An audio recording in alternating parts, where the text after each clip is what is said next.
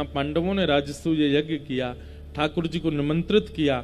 भगवान राजसूय यज्ञ में जा ही रहे थे, तभी जरासंध के यहाँ 20,000 राजकुमार बंदी हैं, उसकी खबर भगवान को पड़ी। तो ठाकुर जी भीम और अर्जुन को संग लेकर के जरासंध के यहाँ गए और जरासंध के साथ में भीम का युद्ध करवाया। ये वही जरासंध है जिसने 17 बार चढ़ाई की थी मथुरा पर, और भगवान 18वीं बार रण छोड़ करके भाग गए। ठाकुर जी ने जरासंध को क्यों नहीं मारा? क्योंकि जरासंध की मृत्यु किसी कारण से भीम के हाथों ही निश्चित थी, इसलिए ठाकुर जी ने उसको नहीं मारा है। कई कारण आते हैं। दूसरा कारण कि भगवान पृथ्वी का भार हल्का करने आए थे, और जरासंध जितनी बार युद्ध करने के लिए मथुरा आया, उतनी बार पृथ्वी के चुन चुन करके राक्षसों को लेकर के आया। तो ठाकुर जी ने विचार किया कि मथुरा में बैठे बैठे पृथ्वी का भार हल्का हो रहा है, हर बार इसको नहीं मारेंगे, पूरी सेना मार देंगे इसकी। वो बदले की भावना से फिर सेना लेके आता, ठाकुर जी फिर सेना मार देते, उसको छोड़ देते। इस प्रकार मथुरा में रहकर के लाखों की तादाद में पृथ्वी के भार को हल्का किया ठाकुर, इसलिए जरासंध को छोड़ रहे थे। लेकिन अब जरासंध का समय आ चुका था। ठाकुर जी ने रूप बदला। बलराम, अर्जुन, भीम और ठाकुर जी तीनों ब्राह्मण का रूप धारण करके जरासंध के पास गए। जरासंध का नियम बन चुका है, जिस दिन से ठाकुर जी रण छोड़ के भागे उस दिन से ब्राह्मणों को मुंह मांगा दान देता है। जो मांग ले ब्राह्मण वो देता है। आज ब्राह्मणों की कतार में श्री कृष्ण, अर्जुन और भीम तीनों लगे थे। जैसे ही भगवान सामने आए ब्राह्मण का रूप धारण करके, जरासंध ने कहा, मांगिए विप्रवर, क्या चाहिए आपको, मैं दान दूंगा आपको। ठाकुर जी ने कहा, हमको एक ही दान चाहिए। क्या? युद्ध। तुमसे लड़ना चाहते हैं। जरासंध अपने आसन से खड़ा हुआ, जोर से हंसने लगा और कहने लगा, इतने वर्षों से ब्राह्मण सेवा कर रहा हूं, इतना तो जानता हूं कि ब्राह्मण कुछ भी मांग लेगा लेकिन युद्ध नहीं मांग सकता। ये ब्राह्मण के स्वभाव में। आप ब्राह्मण नहीं हो, कौन हो, अपना रूप दिखाओ। ठाकुर जी बड़े प्रसन्न हो गए कि भाई देखो, ये ब्राह्मणों की असली सेवा कर रहा है, ये जानता है कि ब्राह्मण युद्ध नहीं मांगेगा। ठाकुर जी ने अपना मुख दिखाया, बोले, हम श्री कृष्ण हैं। जरासंध बोला, अच्छा, रण छोड़ के भाग गया था मेरे सामने से, अब युद्ध करने आया मुझसे? लेकिन मेरा स्वभाव है, भगोड़ों से युद्ध नहीं करता, चल हट जा। ठाकुर जी से ऐसे बोला। हाँ भाई, तुम दिखाओ, तुम कौन हो? अर्जुन ने अपना मुख दिखाया। जरासंध बोला, तुम अर्जुन हो? बोले, हाँ। बालकों से युद्ध नहीं करता, चलो जाओ। ये रण छोड़ के भागे इसलिए इनसे युद्ध नहीं, तुम बालक हो इसलिए तुमसे युद्ध नहीं। तीसरे, हाँ तुम आओ। भीम ने जैसे ही अपना रूप दिखाया, जरासंध बोला, ये थोड़ा मेरी टक्कर का है, इससे मैं युद्ध करूंगा। जरासंध ने घोषणा कर दी, सूर्य उदय से लेकर के सूर्यास्त तक युद्ध करूंगा, और सूर्य अस्त होते ही आप लोगों की मेहमान नवाजी करूंगा, आपको खिलाऊंगा, पिलाऊंगा, सुलाऊंगा, आप मेरे मेहमान हो। भीम, तैयारी कर लो, कल से युद्ध होगा। कौन सी को रो रो भैया? अरे मैया, लाला बेचारे कछु खवाए दो, पिवाए दो।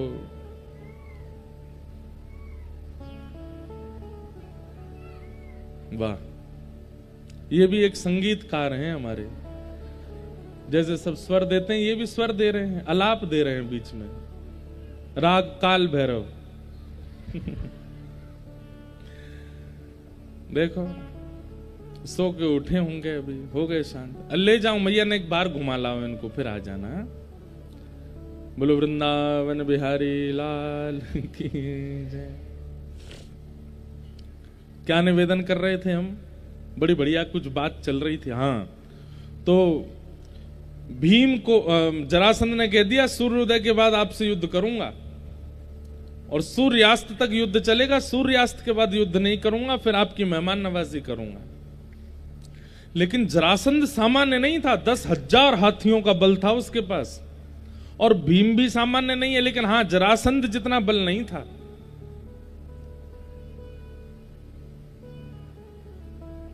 जरासंध जैसे युद्ध करता इतना मारता, नस नस ढीली हो जाती भीम की। और ठाकुर जी और अर्जुन दोनों कोने में बैठे बैठे बढ़िया मजे से देखते रहते और भीम को कहते ऐसे वाला दाव खेलो, ऐसे उठा के फेंक दो इसको। लेकिन जैसे ही भीम लड़ने जाता तो जरासंध इतनी जोर का मुष्टिक प्रहार करता कि 2 मिनट के लिए तो मूर्छा हो जाती। और शाम को जब भीम पस्त हो जाते तब एक हाथ अर्जुन अपने कंधे पर रखते, दूसरा हाथ ठाकुर जी रखते, उसको उठा के लेके जाते भीतर। केला खाओगे? केला खाओ। सेब लाएं तुम्हारे लिए, जूस बना के लाएं। भीम बोला चुप रहो, बैठे बैठे आनंद करते हो, ये नहीं कि थोड़ी मेरी सहायता करो। खाते पीते हो, सोते रहते हो, रात भर खर्राटे मारते हो दोनों, और मुझे चिंता रहती है सुबह लड़ेगा मुझसे। ठाकुर जी बोले तो इतना परेशान क्यों होता है? भगवान ने पांडवों के साथ बड़े आनंद किए हैं। अरे तो मुझे बताओ मेरे साथ क्यों आए हो यहाँ पे? अब मुझे तो पता भी नहीं था कि जरासंध के यहाँ आना है, तुम मुझे लेकर के आए और अब यहाँ होलिका का श्रीफल बना दिया मुझको लाके। पूरे दिन पीटता है मुझको, तुम दोनों आनंद करते हो। ठाकुर जी मंद मुस्कुरा करके बोले भीम, जरासंध की मृत्यु मेरे हाथों होनी होती तो मथुरा में ही मार दिया होता इसको, लेकिन इसकी मृत्यु तेरे हाथों। तो कैसे मरेगा वो? ठाकुर जी बोले तू युद्ध करता है और युद्ध में अपना पूरा बल प्रयोग कर देता है दिखाने के लिए कि देखो मेरा कितना बल है। अरे बीच बीच में कभी कभी अपनी योग्यताओं को भूल करके मेरी ओर देखा कर, मेरी ओर दृष्टि डाला कर, मैं तुझे कुछ बताऊंगा, उससे जरासंध की मृत्यु होगी। अब इसके ऊपर हमारे आचार्यगण कितना सुंदर उत्तर देते हैं कि जरासंध कौन है? जरासंध है हमारा समय। और भीम कौन है? भीम है हम रोज अपने काल के साथ युद्ध करते हैं, लेकिन अपने हाथ पैर और अपनी योग्यताएं सारी लगा देते हैं, लेकिन काल से जीत नहीं पाते। सुबह उठने से प्रारंभ होता है युद्ध हमारे साथ काल का, और रात तक काल हमको पीटता ही रहता है, और रात को पिट पिटा करके पस्त होकर के सो जाते हैं। सुबह उठ के फिर हमारा युद्ध शुरू हो जाता है। और फिर ठाकुर जी से कहते हैं ठाकुर जी आप मुझ पर कृपा क्यों नहीं करते, आप मेरी रक्षा क्यों नहीं करते, आप मेरे ऊपर दृष्टि क्यों नहीं रखते?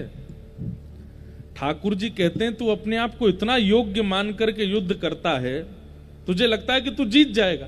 अरे अपने युद्ध के मध्य में कभी कभी मेरी ओर देख लिया कर, कभी कभी मेरी कथाओं में आ जाया कर, कभी कभी मेरे वैष्णवों की वार्ताएं सुन लिया कर, कभी कभी भागवती कथा रामायण कथाएं बीच बीच में सुना कर। यहां से तुझे कुछ ना कुछ युक्तियां प्राप्त होंगी जिससे तू अपने कर्म युद्ध में सफल होगा। ठाकुर जी ने भीम को समझाया, मेरी ओर देखा कर। अगले दिन भीम ने युद्ध करते करते ठाकुर जी की ओर देखा तो ठाकुर जी ने एक पत्ता तोड़ के उसको बीच से अलग कर दिया। ठाकुर जी ने मानो कह दिया कि ये मुष्टिक प्रहार, गदा प्रहार और इन सब से कुछ नहीं होगा इसका। एक पैर पर अपना एक पैर रखो, इसके एक पैर पर एक पैर रख के दूसरे पैर से इसको बीच से अलग कर दो। इसकी मृत्यु तभी होगी जब ये बीच से विदर्ण होगा। भीम ने वही किया, ऐसा दांव खेला कि उसके एक पैर पर चढ़ गया, दूसरा पैर पकड़ करके बेग से ऊपर खींचा, बीच से जरासंध अलग हो गया। जैसे ही जरासंध अलग हुआ भीम खुश हो गया, ठाकुर जी की ओर दोनों भुजाएं उठा करके कहने लगा केशव मैं जीत गया, श्री कृष्ण में जीत गया। भगवान बोले पीछे देख।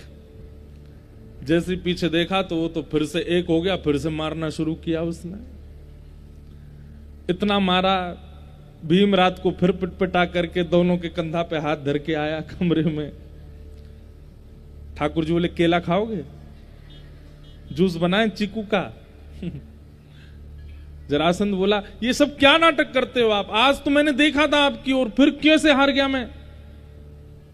ठाकुर जी बोले तूने मेरी ओर देखा था, लेकिन जीतने की भावना से देखा था, समर्पण की भावना से नहीं। अरे तू कर्म कर रहा है, उस कर्म में अगर मेरी ओर स्वार्थ दृष्टि से देखेगा कि मेरा ये काम बन जाए, नाथ कृपा करो, मेरा ये काम हो जाए, नहीं, निस्वार्थ भाव से मेरे समीप आ।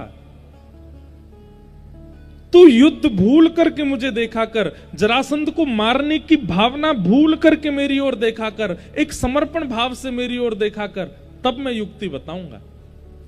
अच्छा, युक्ति तो ठाकुर जी पहले भी बता रहे थे, लेकिन अब क्या विशेष हुआ? बोले जब तू समर्पण की भावना से मेरी ओर देखेगा तो जल्दीबाजी में नहीं देखेगा, धैर्यवंत होकर के देखेगा।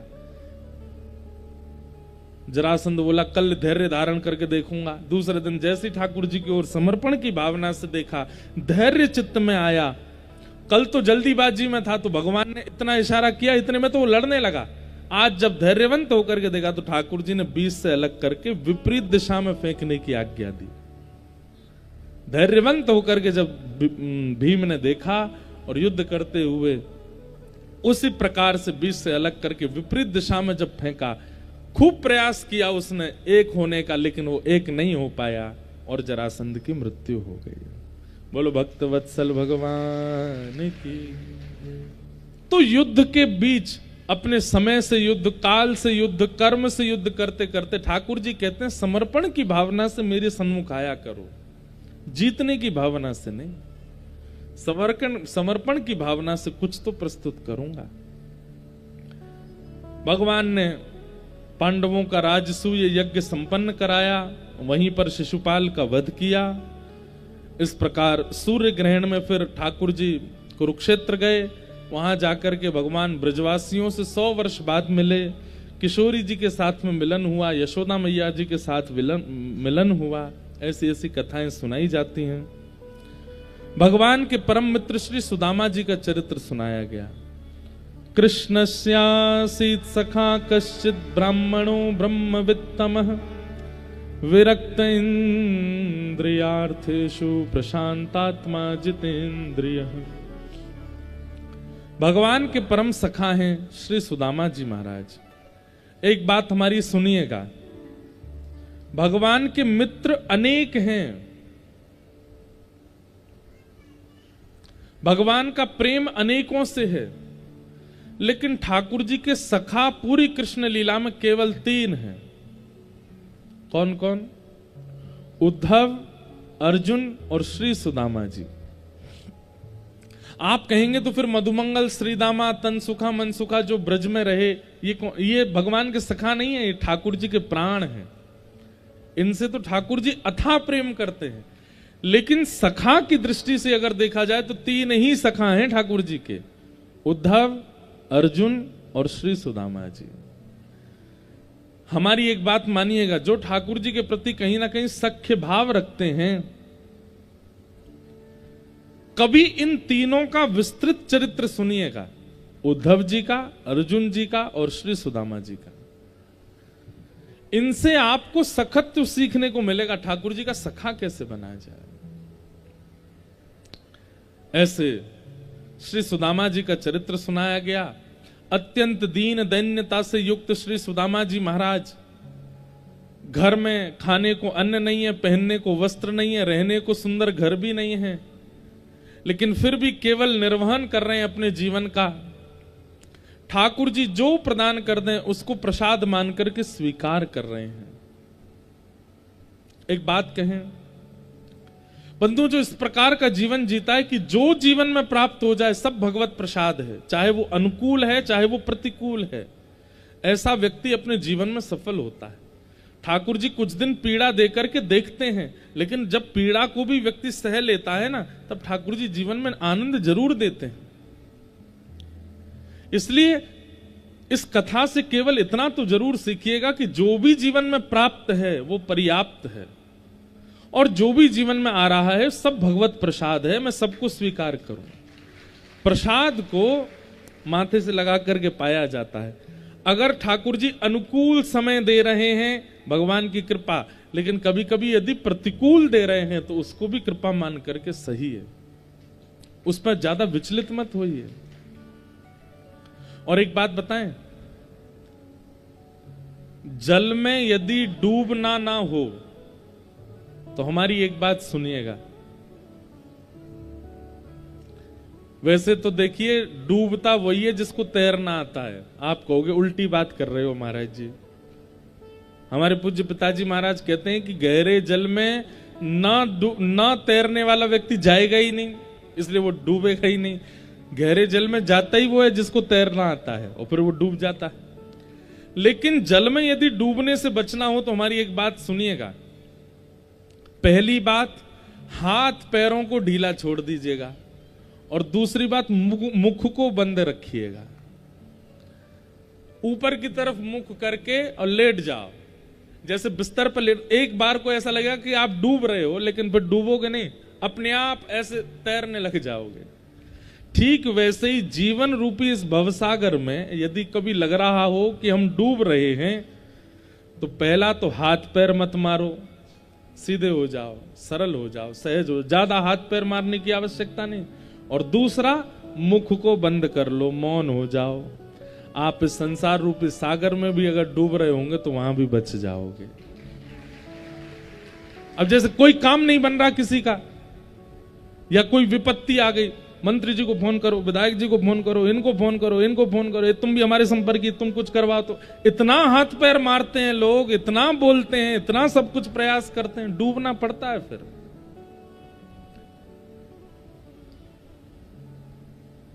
सम हो जाओ, शांत हो जाओ, व्यवस्थित हो जाओ। जो जरूरत है वो शांतता ही बताएगी आपको कि क्या जरूरत है।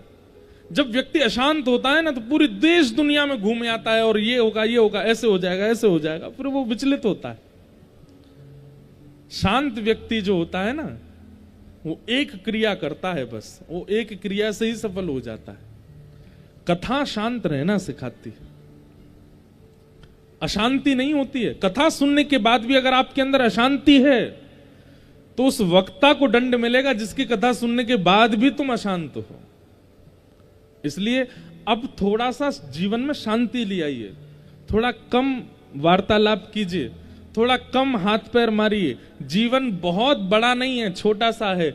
जितना है उसको बहुत व्यवस्थित ढंग से जीने का प्रयास कीजिए। प्रसन्न रहिए, प्रसन्नताएं बांटते रहिए। अपने जीवन में भले ही कष्ट आ जाए, लेकिन फिर भी जब भी किसी से मिलो, प्रसन्नता से रहो, प्रसन्नता में जियो।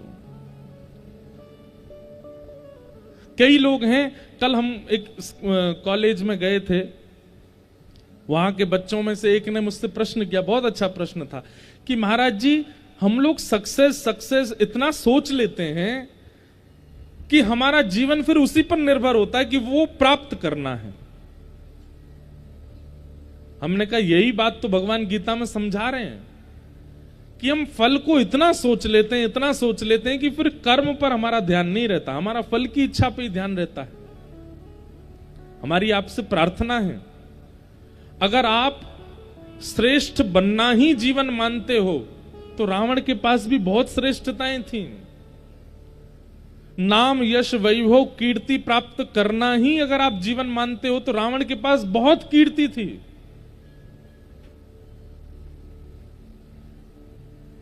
जीवन रावण जैसा नहीं, राम जैसा हो। वनवास भी मिले तो भी भगवान मान करके पूजे जाओ, वनवास भी मिले तो भी आपके आगे हाथ जोड़े जाएं, वनवास भी मिले तो आपके वनवास मतलब कष्ट। जीवन में आपत्ति विपत्ति भी आवे तो वो आपत्ति विपत्ति किसी को प्रेरणा देने वाली बन जाए।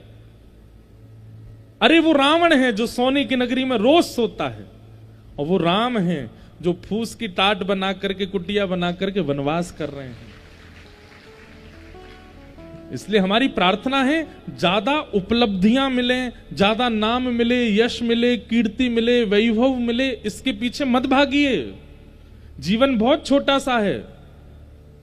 मैं एक अच्छा व्यक्ति बनकर के अपना जीवन बहुत व्यवस्थित जी लूं, इसका प्रयास कीजिए। नाम, यश, कीर्ति अपने आप मिल जाएगी आपको। और अगर इस प्रकार का जीवन जिएंगे जैसा हम बता रहे हैं, तो नाम यश मिलने पर भी आप फूलोगे नहीं।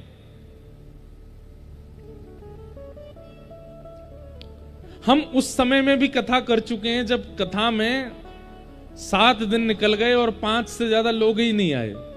वो समय की भी कथाएं की हैं और आज की भी कथा कर रहे हैं। इतनी दूर दराज गांव में भी अभी यही कथा जबलपुर शहर में होती, वहां हालत क्या होती।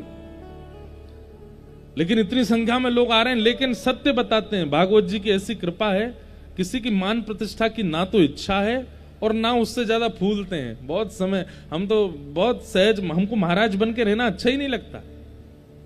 हम तो रात में चले जाते हैं, खेलते हैं, कूदते हैं, ऊधम मचाते हैं खूब रात में। अब दिन में क्योंकि व्यस्तता रहती, गर्मी रहती, रात को जाते हैं, खेलते हैं। कल रात को गए, हमारे अनिरुद्धाचार्य जी महाराज की कथा चल रही है। 6-7 बॉलों पे इतने छक्के मार के आए उनके उनकी बॉलों की, उनके नहीं, गलत अर्थ मत लगा लेना। तो सब अपने भाई बंधु हैं, अपने क्षेत्र में सब लोग, उनका गांव यही है, तो कल बुलाए थे तो वहां गए, रात में उनके साथ भी आनंद किया। अभी हमारी कथा है जो कल से नासिक में, वहां के महाराज जी पिछले 30 साल से मौन हैं और अपने संपूर्ण जीवन में उन्होंने 3 लोगों का स्पर्श किया है। स्पर्श नहीं करते किसी का, वो तीसरे व्यक्ति हम हैं, हमारा स्पर्श किया उन्होंने। और जिस दिन स्पर्श किया था, 1 महीना की जब हमने कथा की थी, पूरा शरीर ठंडा पड़ गया था और मैं 2 दिन तक तो यही विचार नहीं कर पा रहा था कि मुझे हो क्या रहा है। ऐसे तपस्वी महात्मा, वो हमारे साथ गेंद खेलते हैं, हम क्रिकेट खेलते हैं उनके साथ। ऐसे महापुरुष हैं कि साक्षात देव दत्त दिखते हैं, उनमें दत्त भगवान दिखते हैं। उनके मंदिर में 100 किलो से ज्यादा भारी प्रतिमा है दत्त भगवान की। और जिस दिन प्रतिष्ठान हुआ मंदिर का, बिना क्रेन के ऐसे अंक में भर के दत्त भगवान को उठा करके गर्भगृह में विराजमान किया महाराज जी ने। ऐसे महापुरुष बोलते नहीं है, मौन रहते हैं, लिख करके बात करते हैं, लिखते भी हिंदी नहीं है, संस्कृत में लिख करके बात करते हैं। ऐसे अद्भुत महापुरुष है। आयु उनकी कितनी है कोई जानता नहीं, लेकिन 25 वर्ष के देखने में लगते हैं, पर आयु उनकी बहुत है। अद्भुत महापुरुष है, उनकी बड़ी कृपा है हमारे ऊपर। ऐसे कल से हमारे ये वस्त्र नहीं होंगे, कल से हम दूसरे वस्त्रों में होंगे, अपरस में रहेंगे।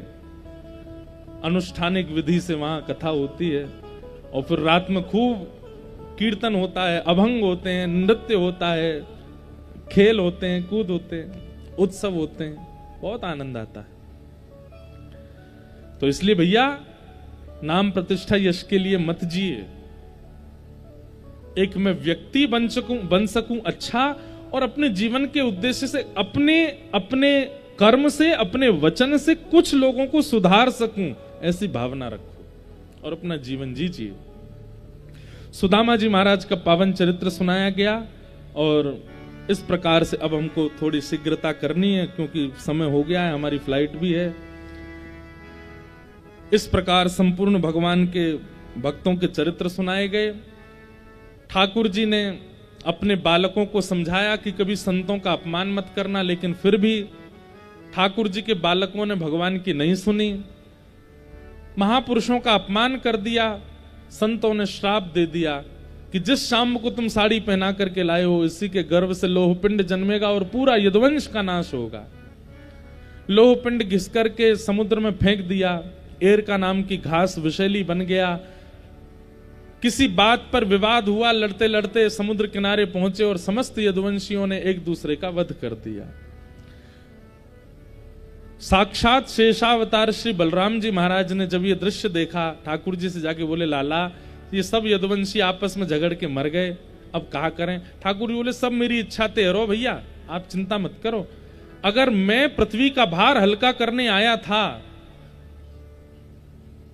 तो मैंने भार तो हल्का किया, लेकिन यदुवंशी जो है ना, ये मेरे समान बल प्राप्त करके पृथ्वी पर भार बन जाते, इसलिए इनका अंत निश्चित है। आप बिल्कुल चिंता मत करो, आप अपनी लीला पूरी करके प्रस्थान करो। श्री बलराम जी महाराज शेषनाग का रूप धारण करके क्षीर सागर में प्रवेश कर गए। बोलो बलराम जी महाराज की। ठाकुर जी प्रभाषित क्षेत्र में गए, वहां पर एक भेलिया ने पैर में बाण मार दिया। ठाकुर जी ने उस भेलिया से कहा कि विमान हमारे लिए आया वैकुंठ से, तुम इसमें बैठ करके वैकुंठ चले जाओ, हमारे कुछ कार्य शेष रह गए, हम पूरा करके आते हैं। भगवत इच्छा से ये सब क्रिया हुई। उद्धव जी महाराज को ठाकुर जी ने ज्ञान उपदेश किया, मैत्रेय मुनि को ज्ञान उपदेश किया। अर्जुन को ठाकुर जी ने कहा कि मेरी पत्नियों को लेकर के, अष्टपत्नियों को लेकर तुम वृंदावन चले जाओ, क्योंकि मेरे जाते ही द्वारिका डूब जाएगी। अर्जुन को तनिक अभिमान था गांडीव धनुष का। ठाकुर जी बोले जाते जाते ये और नष्ट कर जाएं।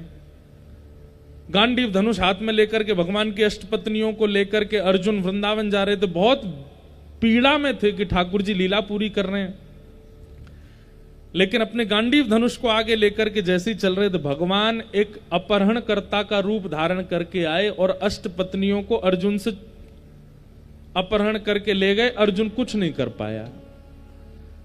जाते जाते भगवान ने अर्जुन को बता दिया, तेरे गांडीव धनुष में भी ताकत तब है जब कृष्ण साथ खड़े हों, नहीं तो ये भी किसी कार्य का नहीं है।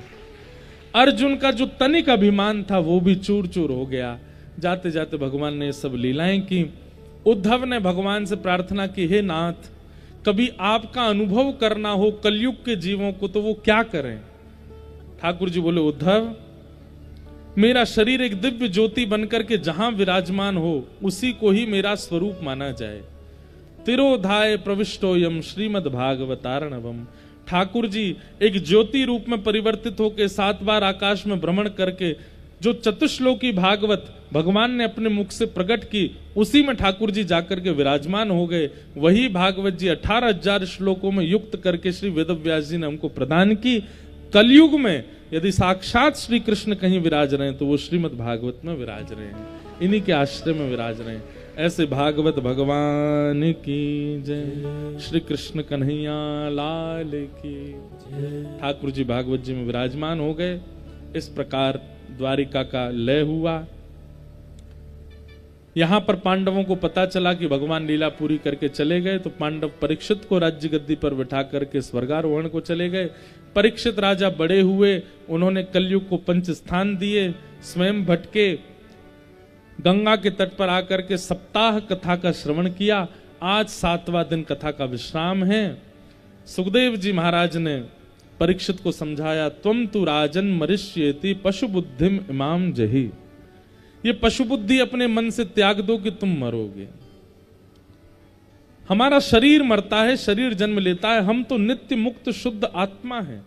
हम तो जब तक कर्म बंधन में बंधे हैं तब तक शरीर बदलते रहेंगे, लेकिन कर्म बंधन जिस दिन मुक्त हो जाएगा उस दिन भगवत प्राप्ति हो जाएगी। इस प्रकार से संपूर्ण कथाएं श्रवण कराई गईं। तक्षक सर्प ने आकर के परीक्षित जी को डस दिया, उनका 5 भौतिक शरीर जल करके राख हो गया, आत्मा परमात्मा में विलीन हो गई और श्रीमद् भागवत की कथा सुनना उनका सार्थक हुआ।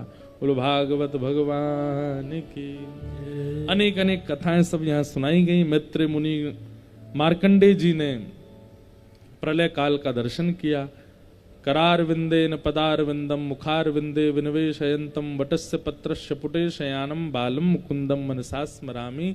श्री कृष्ण गोविंद हरे मुरारे, हे नाथ नारायण वासुदेव, जिह्वेपि वस्वा मृतमेत देव, गोविंद दामोदर माधवेति। ऐसे वट वृक्ष के पत्र पर नन्हे से गोपाल जी ने अपना दर्शन कराया, उनको हम बारंबार प्रणाम करते हैं। सब कथाओं को यथा योग्य हृदय से प्रणाम करते हुए भागवत जी का अंतिम श्लोक सब लोग मेरे साथ 3 बार बोलिए। नाम संकीर्तनम यस्य, नाम संकीर्तनम यस्य, सर्व पाप प्रणाशनो, सर्व पाप प्रणाशनो, प्रणामो दुःख समनः, प्रणामो दुःख समनः, तम नमामि हरिं परम, तम नमामि हरिं परम।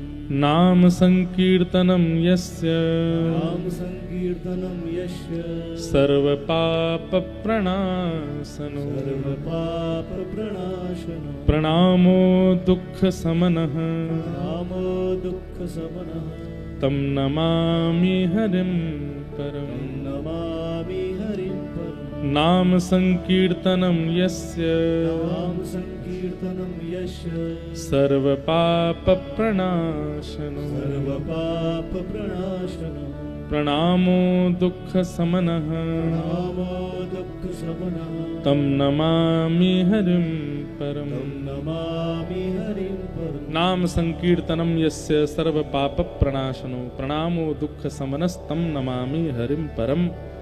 ऐसे हरि को हम बारंबार प्रणाम करते हैं, जिनके नाम स्मरण मात्र से हमारे जीवन के समस्त पाप नष्ट हो जाते हैं।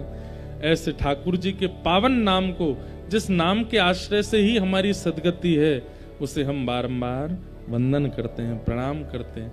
बोलो बाल कृष्ण लाल की, श्री वृंदावन बिहारी लाल की, श्री राधा रमण लाल की, श्री राधा वल्लभ लाल की, गंगा यमुना मैया की, सर्वदेवमयी श्री नर्मदा मैया की, भारत माता की, गौ माता की, अपने अपने माता पिता की, अपने सद्गुरुदेव भगवान की, पवई धाम श्री हनुमान जी महाराज की, त्रिपुर सुंदरी मैया की, सब संतन की, सब भक्तन की, सब विप्रन की, समस्त ब्रजवासिन की, सप्ताह कथा महोत्सव की, आए हुए समस्त श्रोताओं की, कथा के समस्त कार्यकर्ताओं की, कथा के समस्त व्यवस्थाओं की,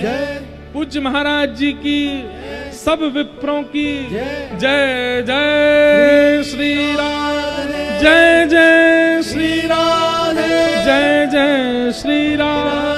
नमः पार्वती पतये, हर हर महादेव, नर्मदे हर। आप सब लोगों को बारंबार प्रणाम करते हैं, यथा योग्य यथा सम्मति सब लोगों को वंदन करते हैं। हमारे पूज्य महाराज जी श्री महेंद्रानंद जी महाराज आपके सत्संकल्प को और आपके इस प्रयास को, जिस प्रयास से आप श्री नर्मदा जी के भाव को देख रहे हैं, ठाकुर जी से प्रार्थना उसमें जरूर आपको सफलता प्राप्त हो। हमारी जैसी सेवा नर्मदा जी के आपके इस अभियान में हो सकेगी, हम करने का प्रयास करेंगे। आप सबसे भी प्रार्थना, इस प्रकल्प में आप सब लोग भी जुड़ें और श्री नर्मदा जी के प्रदूषण को मुक्त करने का आप सब लोग प्रयास करें। और पवई धाम हनुमान जी को प्रणाम, त्रिपुर सुंदरी मैया को प्रणाम, हमारी प्यारी माँ के नाम से ही जिनका नाम है ऐसी नर्मदा मैया को बारंबार प्रणाम। और प्रार्थना करेंगे कि श्री नर्मदा जी कृपा करें, पुनः नर्मदा खंड में और विशेष रूप से जबलपुर में फिर से आने का अवसर प्राप्त हो। आप सब लोगों को बारंबार प्रणाम करते हैं। कथा के समस्त व्यवस्था कर्मियों को, अब सबके नाम तो हमको नहीं पता, एक आध दो के नाम कहें तो बाकी बोले अच्छा हमारा नाम नहीं बोले, हमने ऐसे किया। सबको हम प्रणाम मात्र करते हैं, सबको वंदन करते हैं। आप सब लोग नाम की इच्छाएं मत रखा कीजिए। व्यास मंच से आपको केवल एक बार आशीष प्राप्त हो जाए, महत्पुरुषों का नाम बोला जाए, ये अच्छी बात है, पर बाकी सब लोग तो केवल इतनी भावना रखें कि हमें आशीष प्राप्त हो। इसके अलावा हमारा और कोई भाव व्यास मंच के प्रति ना हो। ये साक्षात ठाकुर जी का व्यास मंच है, इसके प्रति व्यास जो इच्छा से बोले वो सर्वगुण होना चाहिए, ऐसी हमारी प्रार्थना है। पुनः आप सब लोगों को, इस ग्राम निवासियों को हम बारंबार प्रणाम करते हैं। जिनके घर पर हम रुके 7 दिनों तक, उनको भी हम बारंबार वंदन करते हैं। पिछले 1-1.5 वर्ष से हमारे ऐसे नियम बन गए हैं कि हम उन्हीं लोगों से ही नहीं मिल पाते जिनके घर रुके, उनसे भी बहुत कम मिलना हो पाया। और भी कई लोग धूप में, ताप में, गर्मी में आए, सबको हम प्रणाम करते हैं, वंदन करते हैं। आपसे हमारी हाथ जोड़ के प्रार्थना है, अब आप मंच पर मत आइएगा, क्योंकि बहुत जल्दी निकलना है। ना आप लोग ऐसे कुछ करिएगा जिससे किसी को कोई पीड़ा हो। कई बार आप लोग आते हैं, लग जाती है, किसी को धक्का पड़ता है, इन सब क्रियाओं में मत रहिए। और तीसरी बात, फोटो के चक्कर में मत रहिए। जितना हो सके नेत्रों में धारण कीजिए। आप नेत्रों में धारण नहीं कर पाते हैं, चित्र में धारण करने का। एक बात सुनिएगा, चित्र में धारण करोगे तो केवल चित्र में रहेगा, नेत्रों में धारण करोगे तो चरित्र में आएगा। इसलिए आप नेत्रों में धारण करो, हमारी आपसे प्रार्थना। कथाओं में जो बातें 7 दिन में कही गई, बहुत कुछ जीवन उपयोगी बातें हैं, उनको आप पालन करना प्रारंभ करो। आप सब लोग सफल हो। आप सबके चित्त में विराजमान श्री ठाकुर जी को हम बारंबार प्रणाम करते हैं। विगत 7 दिनों में अपनी वाणी के द्वारा इस सामान्य सी सेवा में कोई चूक हुई हो तो हम क्षमा प्रार्थी हैं। आप सबके चित्त में विराजमान ठाकुर जी को प्रणाम करते हुए वाणी को विराम। अंत में श्री हनुमान जी महाराज को 2 शब्द कह करके प्रणाम करें। मंगल मूर्ति मारू मारुति नंदन मंगल मूर्ति मारुति नंदन सकल अमंगल मूल निकंदन सकल अमंगल सकल अमंगल मूल निकंदन सकल अमंगल सकल अमंगल मूल निकंदन सकल अमंगल हे मंगल मूर्ति मारुति नंदन मंगल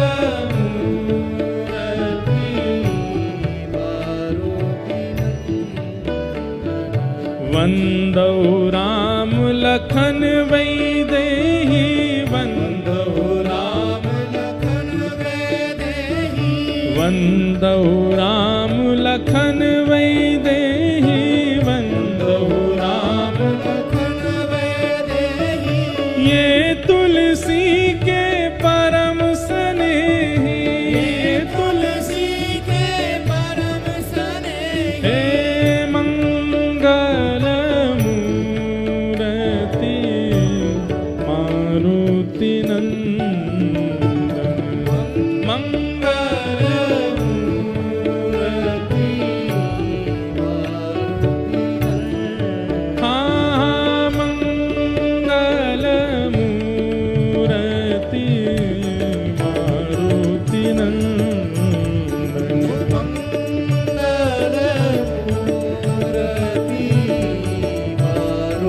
हमारे भारत में एक स्थान है मेहंदीपुर बालाजी और वहां पर एक मोहनदास नाम के बाबा हुए। उनको स्वयं हनुमान जी महाराज ने प्रकट होकर के अपना सर्वप्रिय कीर्तन बताया और उस कीर्तन को गाने से राम जी भी प्रसन्न होते हैं, हनुमान जी भी प्रसन्न होते हैं, सीता जी भी प्रसन्न होती हैं। वही कीर्तन गाते हुए हम लोग आज वाणी को विराम दें। सीताराम हनुमान सीताराम हनुमान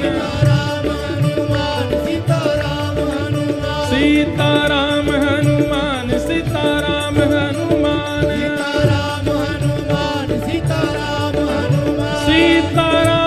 हनुमान सीताराम हनुमान सीताराम हनुमान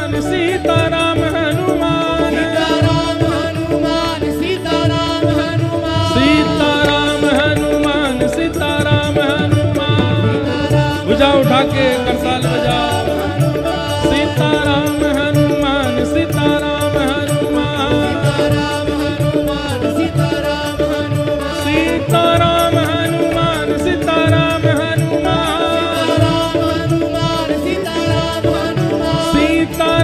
हनुमान सीताराम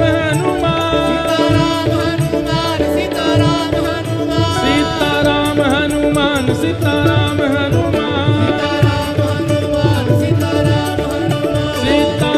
हनुमान सीताराम हनुमान सीताराम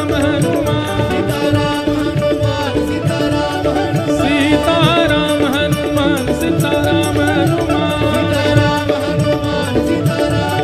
सीताराम हनुमान सीताराम हनुमान जय जय श्री सीताराम जय जय श्री राधे नमः पार्वती पते हर हर महादेव। आप सबको जय श्री कृष्ण जय सिया राम जय श्रीमन्नारायण। आरती अति पावन